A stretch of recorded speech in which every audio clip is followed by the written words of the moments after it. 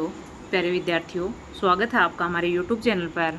आज हम कक्षा 8 प्रखर गणित कार्य पुस्तिका में कार्यपत्रक 13 हल करेंगे। दक्षता अभाजकता के नियम की समझ विकसित करें पाना।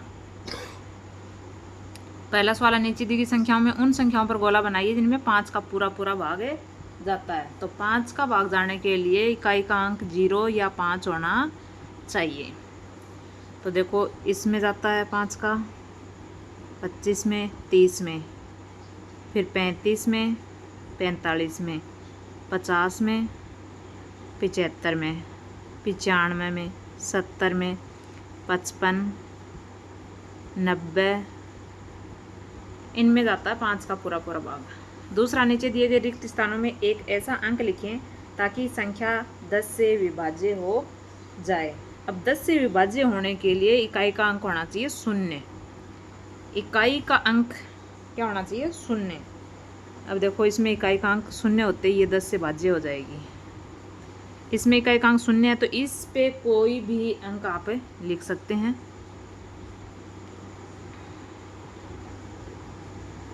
कोई भी इकाई का अंक 0 होना चाहिए सिर्फ। अगला हमारा तीसरा सवाल, नीचे दी गई संख्याओं के गुणनखंड एवं गुणनखंडों की संख्या लिखिए। अब देखो, यहाँ पर कुछ करके दिए हैं, 1 का, 2 का, 3 का करके दिया है।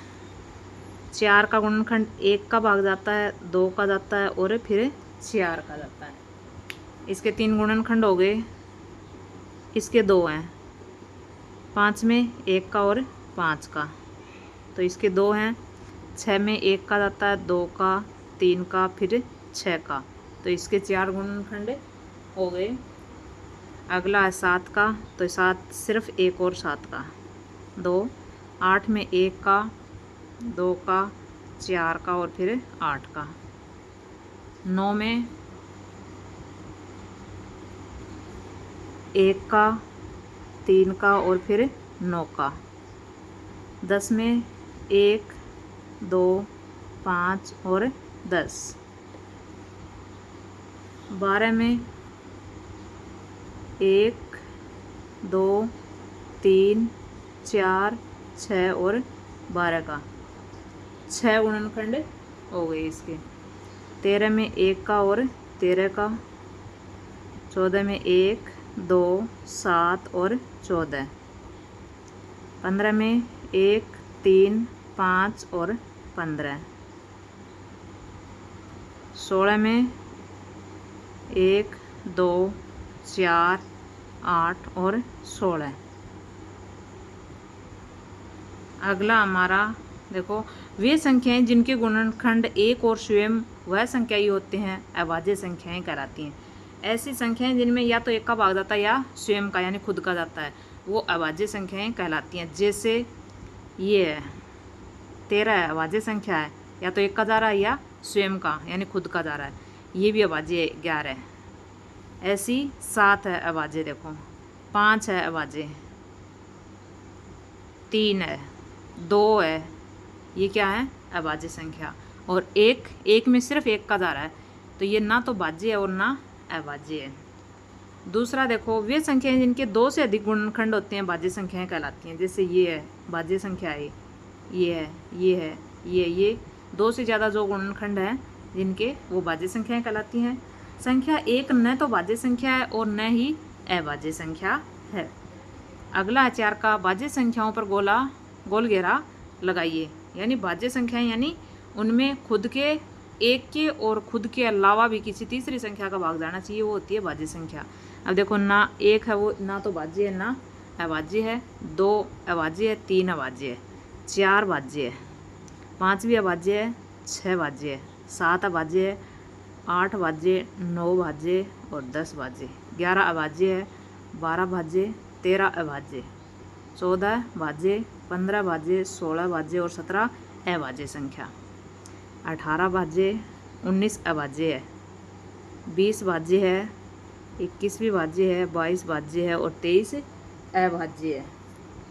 24 भाज्य, 25 भाज्य, 26 भाज्य, 27 भी क्या है? भाज्य संख्या है। 28 भाज्य है और 29 क्या है, अभाज्य। फिर 30 भाज्य, 31 अभाज्य, 32 भाज्य, 33 भाज्य, 34 भाज्य संख्या, 35 भाज्य संख्या, 36 भाज्य संख्या, 37 अभाज्य है क्योंकि इसमें 1 का और 37 का ही भाग जाता है।